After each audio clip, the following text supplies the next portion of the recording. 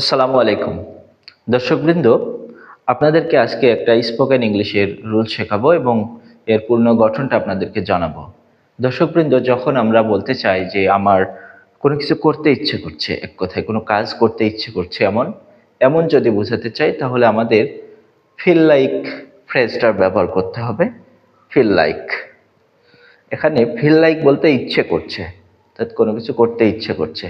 এখন আপনি মনে করেন বললেন যে আমার ঘুমাতে ইচ্ছে করছে। এখন গঠনটা কিভাবে করবেন আমি বলে দিচ্ছি। শুরুতে আনবেন সাবজেক্ট, এরপরে ফিল লাইক, এরপরে যেটা করতে ইচ্ছে করছে সেই ভার্বটার সাথে আইএনজি, অর্থাৎ ভার্বের প্রেজেন্ট ফর্মের সাথে আইএনজি, এরপরে অতিরিক্ত অংশ থাকলে এরপরে বসবে।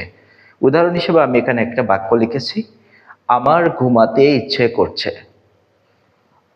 আই, সাবজেক্ট আই, এরপরে ফিল লাইক, স্লিপ এর সাথে আইএনজি করেছি, অর্থাৎ যে কাজটা করতে চাবো তারপরে আইএনজি নিয়ে আসতে হবে। তাহলে আমার যেহেতু ঘুমোতে ইচ্ছে করছে বলেছি, তাহলে আই ফিল লাইক স্লিপিং। একইভাবে আপনি যদি বলতে চান যে আমার গাড়ি চড়তে ইচ্ছে করছে বা গাড়ি চালাতে ইচ্ছে করছে, তাহলে I feel like driving a car. আমার বেড়াতে যেতে ইচ্ছে করছে, আই ফিল লাইক ট্রাভেলিং। আমার হাঁটতে ইচ্ছে করছে, আই ফিল লাইক ওয়াকিং। ধন্যবাদ সবাইকে। আসসালামু আলাইকুম।